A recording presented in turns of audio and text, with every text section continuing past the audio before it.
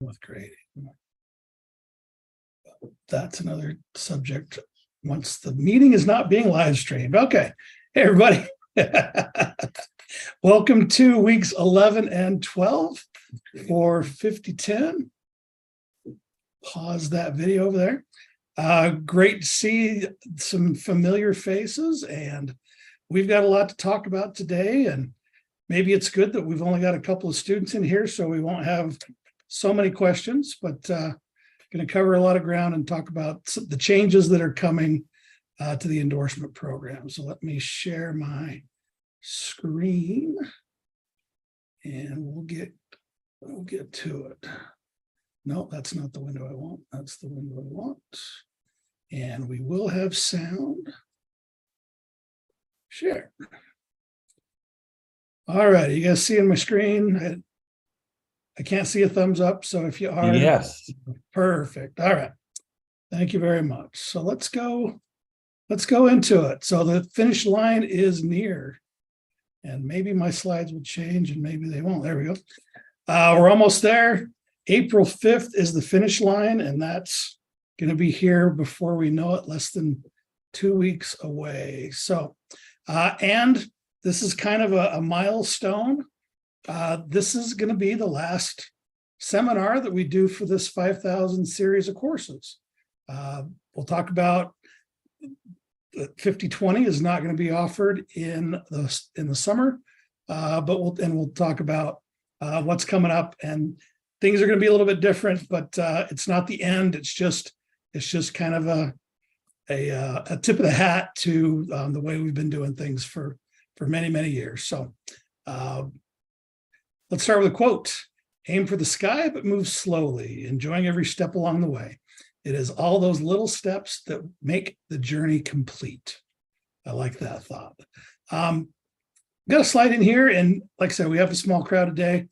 But let's just kind of talk about, and maybe I'll take the slides down and we'll let Abigail in, how our instruction has maybe changed over the last 2 or 3 years. We definitely had to make a hard pivot to online learning, at least for a few months.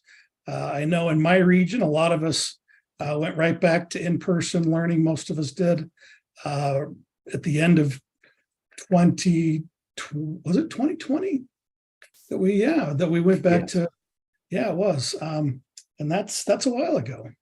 But hopefully we've learned some new tools. Hopefully we've learned some new approaches, and hopefully we're still kind of incorporating those strategies in our teaching. And maybe we aren't, but if there's anything that you would like to share or thoughts, please unmute yourself or drop them in the chat, and I will stop sharing my screen and we can kind of reflect on how we've changed. I know I've been doing a whole lot more classes online and trainings online and things like that. So much more blended learning, absolutely, and I hope so. That's probably a wise approach to take, incorporate the best of what we do in person and what's available to us online. I just really like, and I'll say this and then I'll shut up and let other people talk. But I'm just a huge proponent having access to Canvas and not just using it for assignments, just not putting, work in there. Build those courses out with information, curate video resources, create your own resources to share with your students in your own voice and your approach, and make those available for kids to watch anytime, at their own pace. I just kind of love that blended approach, like Nicole said. Anybody else have some thoughts on that?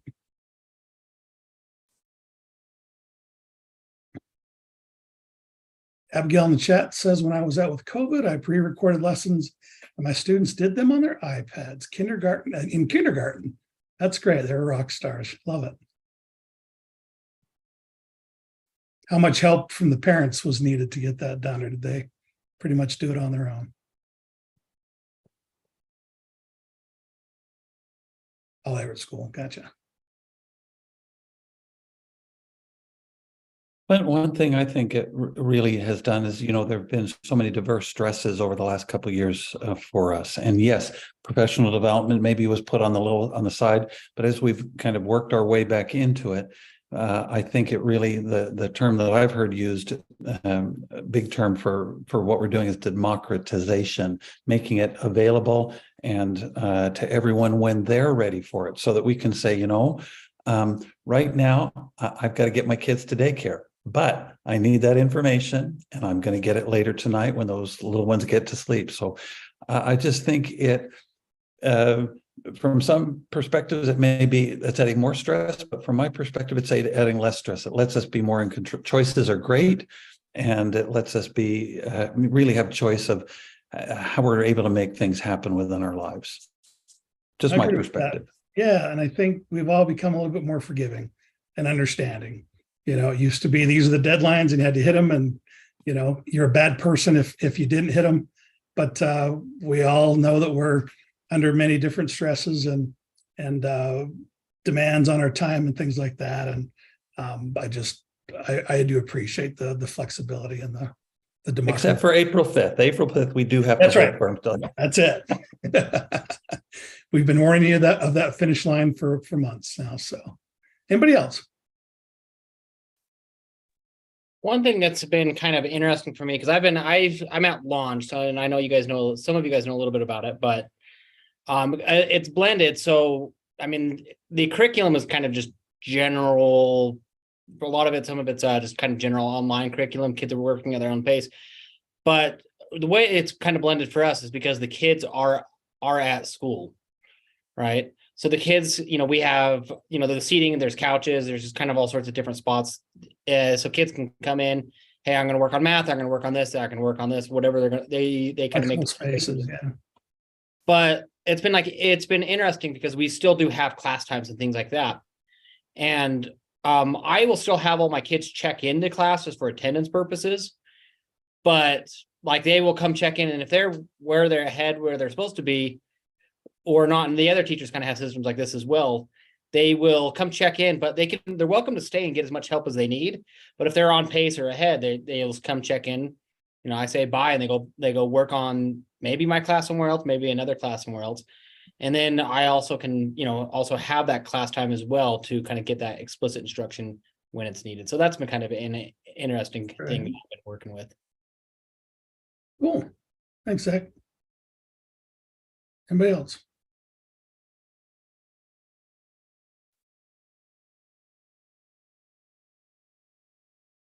I'll wait for those awkward pauses. Learn to love those. Okay. Let me share my screen again and we'll move on. Thanks for sharing. I appreciate that. The big green button, Clint, that's share screen. Okay. I'm looking around for all these different buttons that don't show up. Okay.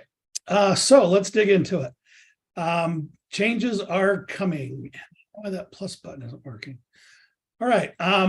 So new requirements. We've got the competency-based endorsement that's coming online for everybody July 1st, but UEN has made the decision and taken the approach that they're just going to get going and start now with kind of a little pause. They are going to be ready for that July 1st date a little bit early. They're the B block, like the second set of courses. And Nicole's here from UEN. Wave Nicole, if anyone can see her. And she's here to answer questions and kind of she's what's your position, your title there? I'm like all over the place. Technically, I'm a content specialist, so I do stuff for school counselors and all the ed tech endorsement stuff. So great. Yep. She's the person we send our grades to, which is kind of fun because she's actually in my section. So we'll see what she does with the grade that I send to her for her own class this year. Anyway, but so 50/20 is the bullet point about the fifth one down there. Will not be offered, won't start May the 4th. That's when the first block of courses usually start. And where I was going before is UEN not offering any courses at all, or just no online courses until the B block? Yeah, so we are not offering any online courses until B block of summer, towards the end of summer. Yeah, I know usually people are ready to rock and roll into that 50/20 starting May the 4th. So in that case this year, things will kind of be delayed for the endorsement, people taking the endorsement. So like Clint said, June 29th is when they should be able to enroll in the new competency-based program to complete those courses. And there's a couple options. I don't know if you've got them here, Clint, but we can talk about those as they come up. I know everybody's in different places with their endorsements. Some people are super new, some people are just finishing up, and that makes a complicated transition. But we plan to offer tons of support and tracking sheets and different things to help each person wherever they may be to figure out what works best for you moving forward, whether it's jumping all the way into the new competency-based endorsement program or whether it's finishing out the program you've already started and what that will look like. So Great. Right. So course registration will open up April 1st. I know Brandon at Q's is offering elementary engagement with Canvas and teaching digital citizenship. And then he's going to do an in-person course, game-based learning and gamification on June 1st. That'll be in Richfield. Brandon, is that invitation open to anyone who wants to play along? Or do you have Definitely, it will be tap on open. that? Yes, just be all those courses will be on our catalog page, the Q's catalog page when they get updated. Their link there. Cool. And then we're going to offer, and I sent these to Nicole today. Hopefully we can get all these done. We're going to have online game-based learning gamification, create and collaborate with Canva and blended learning methods. And those will start May 4th. And then on the B block, we'll have our cohort still trying to figure out what that's going to look like. But the new course, EDPD 5076, Professional Growth and Leadership, and that will take the place of the old 5020 course. And the course hasn't been built yet, but it is on track and is planned to start June 29th. And UEN will have their section of it. And we will also offer that for the folks in our region. And we're still figuring out what else is going to be going on that way. And then we'll also, in that B block, offer, let's see, what do we got? Research Ready, Utah's online library for pre-K through fifth, and classroom podcasting. And folks in this endorsement, you guys are welcome to, in any of these courses, they're welcome to join my courses as well. Carol, what courses do you guys, you're gonna be running some courses this summer? I don't know. Didn't ask. Yeah, we have courses that we do just through our district. But as far as through the UEN catalog for Davis, I'll only offer if there's a need that arises. And so anybody in Davis, if you have a need, please let me know. Or also, I don't know if this works out or not, but if like Brandon or Clint or UEN, if they need another instructor, I'm happy to help out in that capacity if needed. Thanks, Carol. Yeah, things are fluid. And then Tony, let me give you an opportunity to share what your guys' plans are at SUU. We will. We've got the 4 courses that we're going to be offering.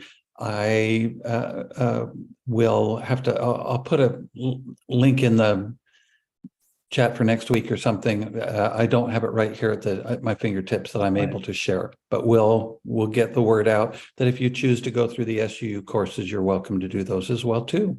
Yeah, so throw it in the Zoom seminar for this week.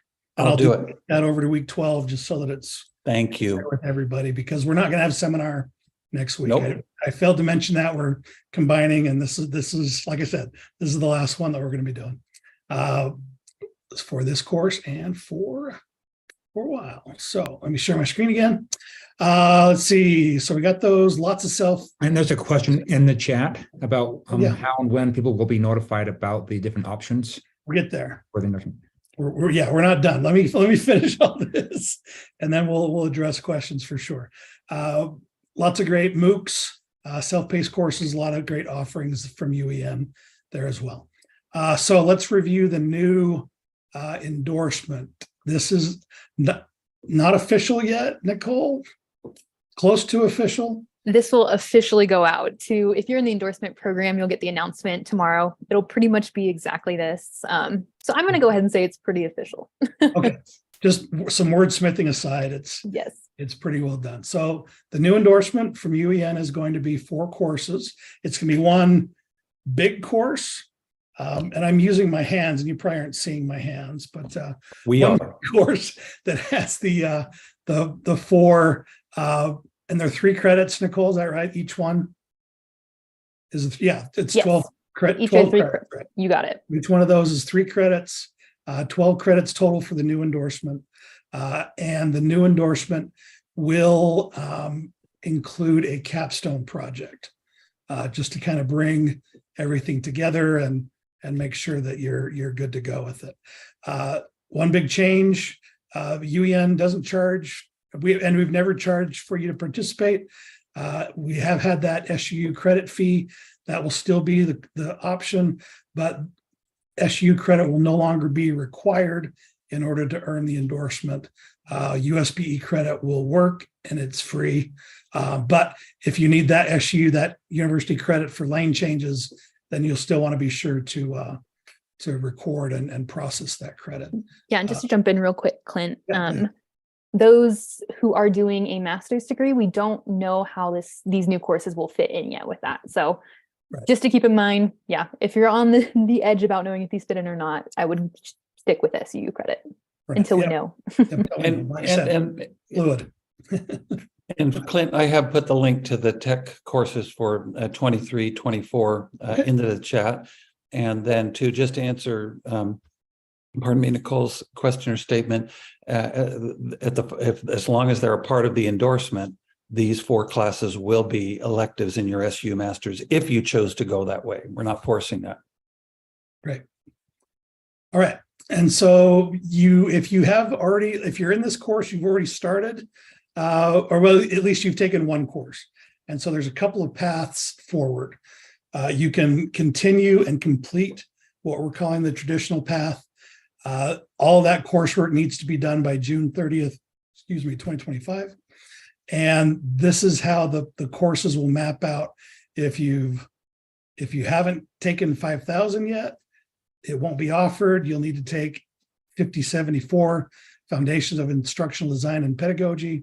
And if you do jump into the new path, these courses are going to need to be sequential. In the past, we've let you jump in whenever you want and kind of finish it. And it's been fine, but I think a lot of people, we talk a lot about TPAC and SAMR and things like that by this time and by 50/20 for sure. And if you haven't had that foundations course, it might be a little confusing. So those will be sequential. If you haven't taken 50, well, you're in 50/10 right now. And then we've already talked about the replacement for 50/20. So if you can continue to complete it, UEN will still offer courses in these areas that were required. The essentials, digital citizenship, online and blended learning, and digital teaching and learning. The old core courses won't be provided. They'll be replaced with these ones. And if you continue on the traditional approach, there will be no capstone project for those, but it is 18 credits instead of 12. So that's it. If you want to switch to the new competency-based endorsement, it is fewer credits, but there is a capstone project if you do it through UEN. If you do it through SUU, Tony, is it just those 4 courses? It's just the 4 courses, just the 4 courses. Yep. And UE or SUU is using some grant money to provide these courses at no charge. Is that correct? That is correct. You will need to reach out to the K-12, and I'll put the address in there. You do need to make sure that you get approved for that, but all of these have been approved for that. Okay. And in discussions with my director, at least for folks in the SEDC region, if you stick with UEN and with our version in the new competency-based program, we'll find some grant funding to cover those course costs for you. But again, all this is still nebulous, but we're getting closer and closer to a final plan of what's going to happen. So that's the broad strokes. In the Canvas course, I've linked just above the slides. There is a link to an FAQ document that is fantastic that Nicole has been curating. about what if this and what if that and what if I do want to do this and that. So there's a lot of good things to a lot of questions will be answered there. If you read through that and you still have questions, I've got Nicole's email address there, and she's willing and able to ask those or answer those questions. You can reach out to us and we'll answer them as best we can. So let's see, what did I miss, Nicole? Oh, there's some trackers there as well. If you're not quite sure what you need, there's, if you want to just stick with the traditional, if you're close to being done, we recommend sticking with the traditional, just keeping the same requirements for the courses. And there's a tracker there.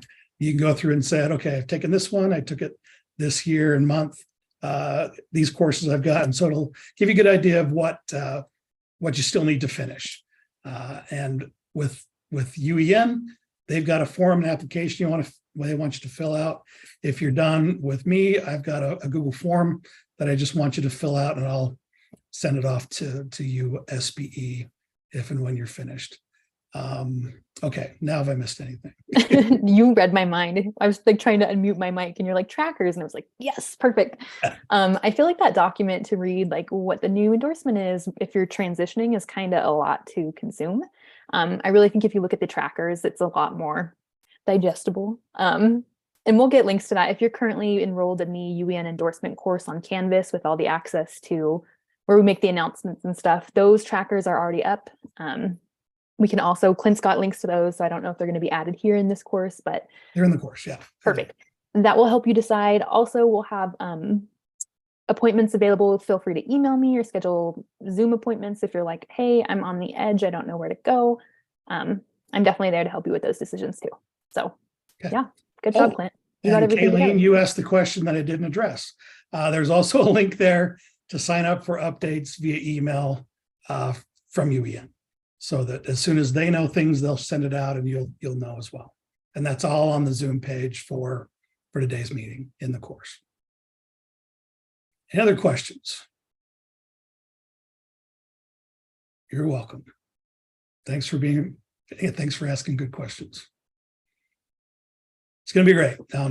The competencies are well put together, and we spent a lot of time and work and effort to make sure that, you know, if you can do those things, you are a spectacular teacher with technology. The leadership thing is going to be really good. So I'm excited. So's my dog. I have a question. Maybe this is for Nicole. So there's several classes that I've been working through on UEN that have the year-long deadline, like the Nearpod one and those types. Are those going to stay open through the end of the year? Yes. Okay. So any of the other courses that we offer, any of our online courses, none of those are going to change. So the only thing that is changing is the fact that we're not offering that 50/20 EDUC course over the summer. That's going to be new. But anything else, if you're working on that traditional endorsement path, you will still have all the access to those courses. And we strategically And you would just have to fill in, because I think then all I would have to do is just take the 50/76 to fulfill 50/20, and then I'd be Perfect. good. Yeah. Okay. Yeah. It's not too hard. If you're close to finishing, it's really easy to fill in your last few classes. I feel like it's hardest for those who are just starting to figure out whether they're going to take the leap or not. So Thank you. yeah. Yep. So I started with the 50/10 course as far as with the core classes. I know that you said that the idea is that you kind of take them in or the new classes in order. So obviously I didn't take what was replacing 5,000. It looks like the 50/74. What should be the next class that I take? Should it be the 50/20 replacement or the 5,000 replacement? So if this is your first class and you haven't taken anything else, like any of the in those other areas. No, yeah, I'm in all the I've taken some of the other ones, and I'm also just in a number of them in like the year-long courses. So I'm kind of set up fine as far as with like the other courses. It's just like the core courses. This is where I've started with the core course being 50/10. So you'll be able to you'll be enrolled in the big new course that has all the 4 courses in it. We'll give you credit for the 50/10, whatever that course has been replaced with, and then you'll start with the foundations. So you go back and kind of do the stuff that was in 5,000 that's in the new course, digital citizenship. You'll skip out of this one and then you'll do the leadership. All right, thank you. Clint, can you hear me, Clint? Yeah. For someone like me, you were about to offer advice for those of us, if this is our first class. What can you finish that? Yeah, I would definitely jump into the new endorsement. Like I said, it's going to be the trade-off is you can stay in the traditional one because you've already started. It's 6 more credits. The other one is 12 credits, but there's a capstone project. So if you like courses better and the seat time and they're great. I'm not just saying it's just seat time. You do a whole lot of great stuff. But if you'd rather go that approach, you're welcome to. If the capstone doesn't scare you off, then you could jump into the new competencies, have fewer credits to take care of, and just do that capstone. Okay, Or you can go with Tony's group at SUU and just do the 4 courses and be done. I like on the this kind of fact sheet, it says, is the capstone project hard? I was just wondering what is the capstone actually look like? What is there anything that you could say about what it would look like? Zach, I'm- this is I'm kinda this is making- the $1 million question right now. know. We don't quite know exactly what it's going to look like yet. If you do sign up on that email update list, as soon as we get more bones put together, that stuff will kind of get emailed out so you can make more informed decisions about what you want to do. And as far as deciding what you want to do going forward, there's no like signing your name to what program you're doing from today onwards. So there's still flexibility. Like we're hoping that you guys are understanding that we're being flexible right now. We will definitely be flexible with you about moving forward. So there's nothing that you have to sign your name onto right now saying, I'm going to transfer to the new competency-based one, or I'm going to stay in the old traditional endorsement. It'll just be what classes you choose moving forward to make those informed decisions. So Zach, yes, when we get more updated information, we'll find out a little bit more about what that Thanks. capstone project looks like. Thank you. Yeah, sorry. And I'm thankful that I know way more like today than I did a day and a half ago. So this really is just kind of coming around and being figured out. So thank you for your patience, and we will be flexible and accommodating. So anything else? Don't stress about it. It's all going to be good. Questions will be answered, and we'll get you through. Fantastic. Let's move on. Share my screen with sound. And here we go. Okay. Can you see that? We're all good? Okay, portfolios. This is just kind of a little reminder. This was due week 8. But there are 33 people who have shared the link to their portfolios, and I need to update this number. There are some reviews that weren't accessible, and I let those folks know, and I know a lot of them have been shared. So there's around 30 people who have not had any feedback on their portfolios. So if you're willing and you have a few minutes to take a look and provide some feedback, we would love it if you would go back and provide a little bit more, some other feedback if you're willing and able. All right. So the element presentations for this week, we've got 5 from week 11, and we don't have any from week 12. I think that caught some folks off guard. There were just 3 of them that had signed up. So we're not able to share those, but they will hopefully be in the, you can follow the element presentations up here, and that'll take you to the oh, great. I thought I fixed that. Oh, it looks like it was going to work. Anyway, that'll take you to Flip, and you can watch all of them. And so, but we've got some great presentations from element 36, understanding students' interests and backgrounds with background surveys and learning goals, from Michelle and Amanda. Element 37, using verbal and nonverbal behaviors that indicate affection for students with informal conferences, by Abigail, and the photo bulletin board by Emily. Some good ideas on that one for sure. She she's had a good strategy that was shared with her school, and some great outcomes. So that was a fun one to watch. And then displaying objectivity and control by maintaining a cool exterior by Suzanne. Also, they were all great. But our element of the week for this week is whoops. Okay, There it 38B, is. which is maintaining a cool exterior. My name is Suzanne.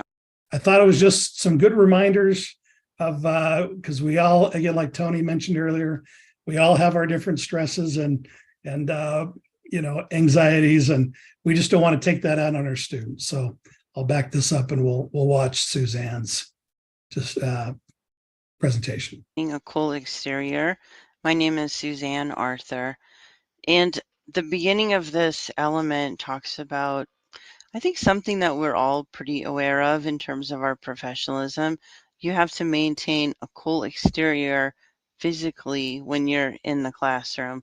In other words, you have to be careful about your tone, your facial expressions, your body language, and you have to remain calm and collected at all times.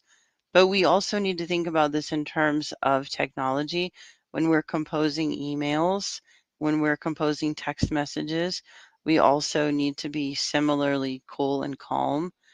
The text also talked about when you're creating groups, to use random group generators. They suggested one called Team Maker, which allows you to be more objective in the classroom. And I personally like to use the random student generator in my PowerSchool, on my PowerSchool attendance screen, because it allows me to be objective when I'm calling on students. They also suggested using polling techniques, so that students can anonymously submit responses to questions. And I think a lot of teachers use those kind of things like Kahoot. There's one that will let you do a word cloud, which I love. That one's called Mentimeter. You guys might want to try that one out, Mentimeter. Yeah, that's about it. Thank you. I love Mentimeter. Great tool. So thanks, Suzanne. Appreciate that. So let's review week 11. What's coming up for this week? So we got chapter 10, communicating high expectations, which cover those week 11 elements, 39 through 41. And just, how do you use technology to communicate high expectations for all students in your classroom? The discussion this week, make sure you get caught up on past discussions. And then I love this one. What does it mean to Photoshop an image? And what are your guidelines for students?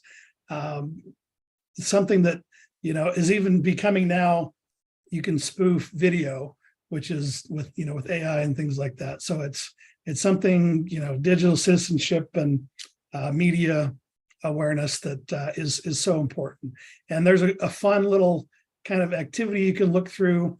And I when checking the link today to make sure it still worked, they're constantly kind of updating the images in here, but just kind of a fun little quiz to see if you can tell if a photo is real or photoshopped. So what do we think of this one? Is that one real or is that one photoshopped? Anyone want to open their mic and give a guess? Definitely photoshopped. Okay, photoshopped. Good job. All right, what about this one? Real or photoshopped? Photoshop. Okay, let's look. That one was real. How about this one? This one's kind of easy to me. There's some telltale things in there for me, but at least I got this one right earlier today. That one is photoshopped. You can kind of see it's been mirrored along that X axis there. So I won't spoil all these. I'll let you go through those at your own pace. But just kind of a fun, not required. You don't need to, you're not required to go through them, but just kind of a fun little test for yourself to see if you can pick those out. And then the assignment this week, we've been coming up to this for the whole, past 4 weeks for sure. Your technology integration project is due. And then the other assignment this week is just to refer back to item number 1. So that's the big thing that's due this week. Your tech project and the discussion is there. And on the tech project, again, we a couple of the rubric is there, and it's on the bottom of the submission page. So include your original plan or your goals that you shared with us. I think it was back in week 3, maybe 2 or 3. Your implementation, your outline, the tech tools you used, and those artifacts and student samples. Make sure you include those. And then an asynchronous presentation, which just means you're not going to present it to your teacher. You're just going to record that with some slides and in a video. You can use Novio, or you can use another tool for your visuals. And at least for me, the number of slides and the number of minutes, if you finish telling us about it in 5 minutes and you've covered everything, don't just keep talking for 2 minutes just because we told you it has to be 7 minutes long. Just make sure you're thoughtful and present your reflection and everything else for us with that. And then there's also a 2 to 4 page written reflection as a part of that. Questions on the project? Anything in the chat? I have a quick question about the reflection, those 2 to 4 pages. So how I have it right now is I went ahead and I created a separate Google Doc and wrote those pages, and then I just linked it in my project, or do I submit that? That's fine. That's fine. Okay. Yep. Just make sure that it's shared so we can view it. Okay. Perfect. I also had a student of mine this week ask about the asynchronous presentation.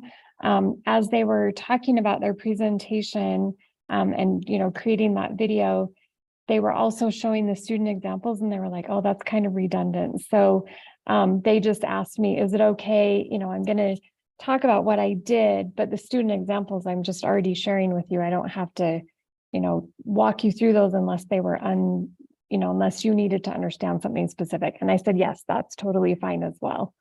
So when you're thinking about that asynchronous presentation, it's mostly to let us know those pieces that we may not see all by ourselves, right? Like that you're talking through, this is what I did and this is how this worked out. And then you can see here, this is what it is. And then we can just go look at that. Thanks, Carol. Anything else?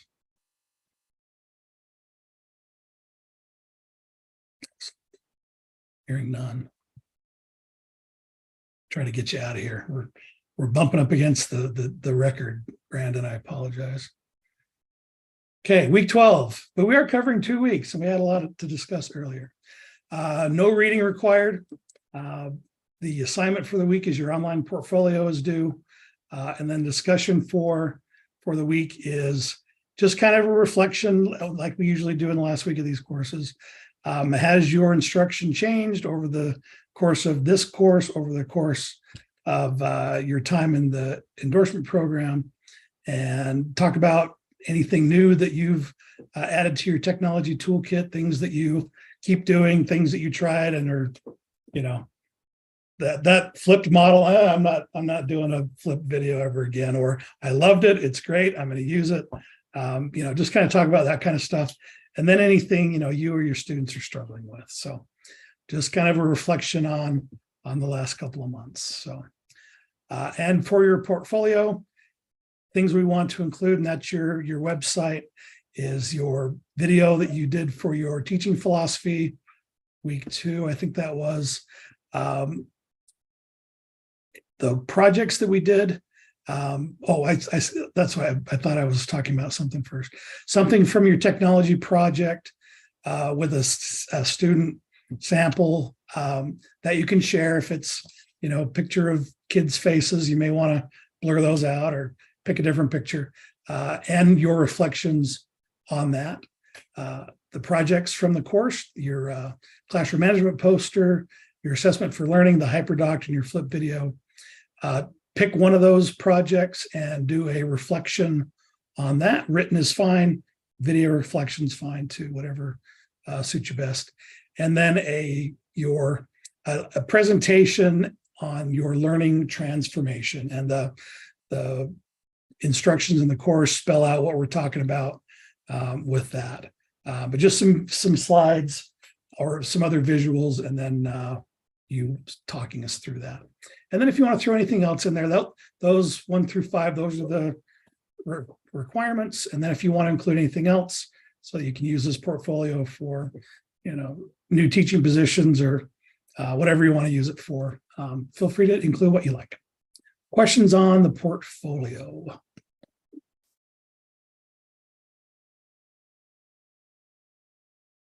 Anything in the chat? Okay, I see Carol shaking her head. Okay, so this isn't a question that regards the portfolio, but I just had a question on that little presentation you just showed us about knowing if it's photoshopped or not. I think that would be something good that I may want to share with my students. Is there a way to, I guess if I open it, is it possible for me to save it on my? It's a website. It's just a link to a website. So wonderful. So if you want to do a screencast of it or just want to share it out however you want. Yeah. And the links in the discussion for last week, for week 11 as well. So. Okay. So is it okay to kind of embed it in my portfolio? Sure. Yeah. Oh, yeah. Okay. It's not also, mine. Okay, thanks. And then I also found another one while I was looking at samples for somebody else's portfolio. And they made a slide, they created a slideshow about how to do research, good research on the internet for students. And I wanted to link that to my portfolio as well, just kind of so I could have it as a file, to use later. That's cool. Okay, yeah, thank we you. want it to be useful for you. So those are things you want to include. That's totally fine. You're being graded on numbers 1 through 5.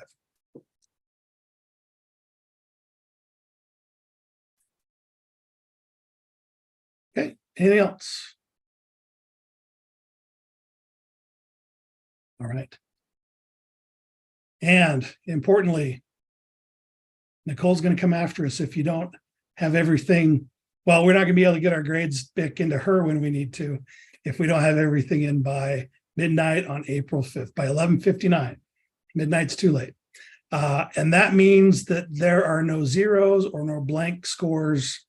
Your percentage may say 100, but if you have, things that we haven't put a score on, make sure that there are no, and I'll, as we get this late in the course, I'll go back through and make sure I put zeros or missings or incompletes in, just so that shows up for you. But just go back, scan through your grades, make sure there's nothing that you've missed, because it is a pass-fail course. And passing means that you've completed everything at 80% proficiency or scores or not. Let's see. Oh, thank you, Nicole. Registration with SUU deadline is April 19th. So is that for this course?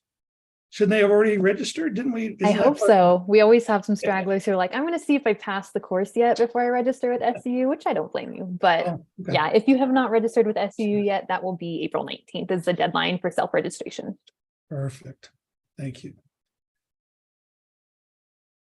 If we mess up, yes. I have to apologize. I am woefully behind on my grading. USET was a lot of my time. I was going to try to get some things graded today, but preparing for today and getting questions answered and figuring out what courses we were going to offer in the summer took my time. And I've got a spelling bee to run on Monday. But after that, I swear I will get some grading done and feedback to you.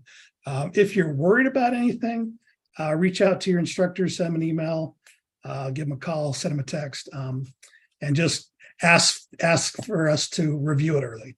If you're concerned about something, I'm more than happy to take a look early and let you know if you're on the mark or missing the mark. So great question. Any others? I had another question about going and doing peer reviews for week Okay, yeah, peer review. So is it that we go to the week 8 module and there should be a list there? Is that how it works? So there is a link. Did I have the link on the slides? Let's see, keep going back.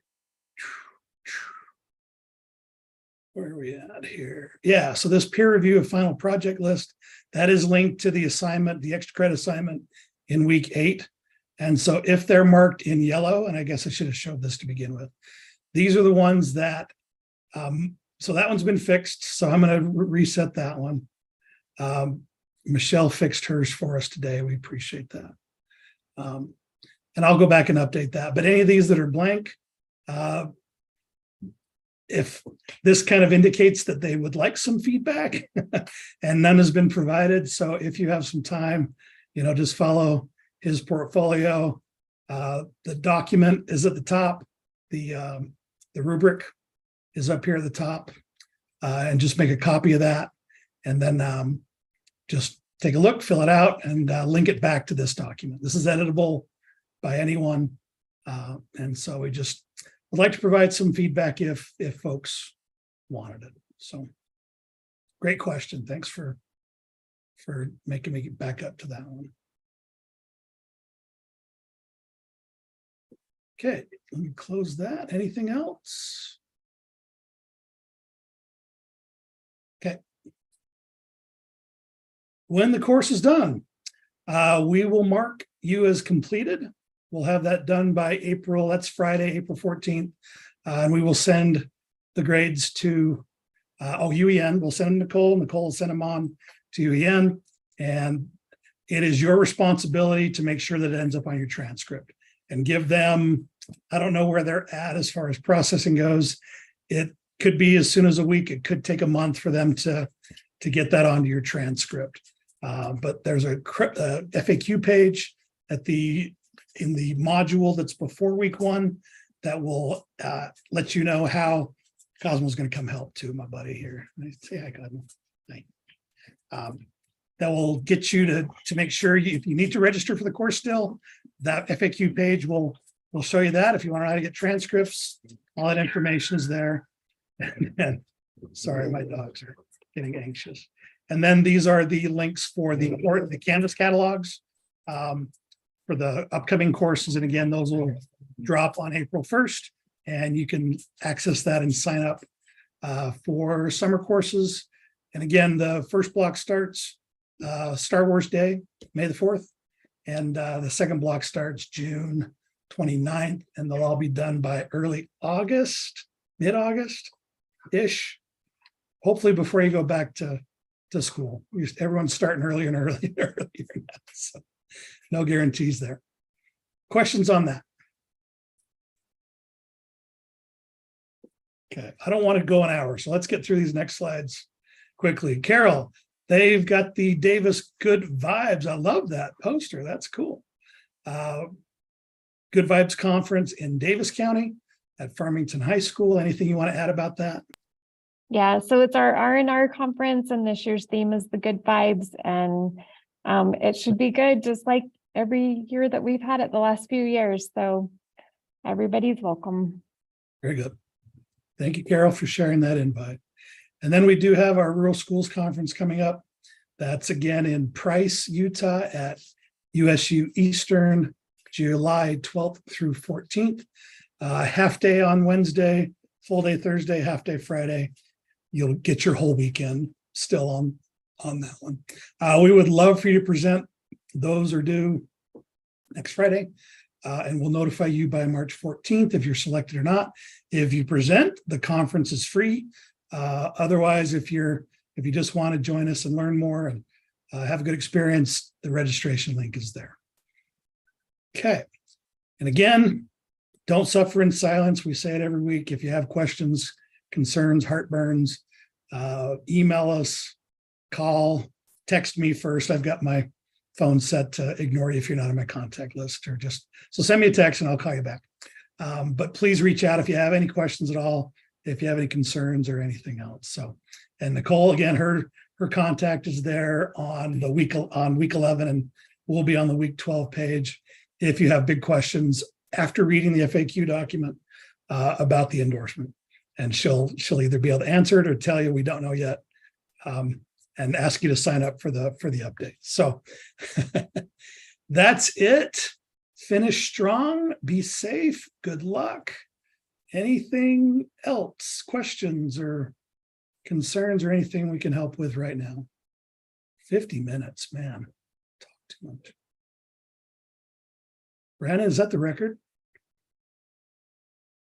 I'm not sure.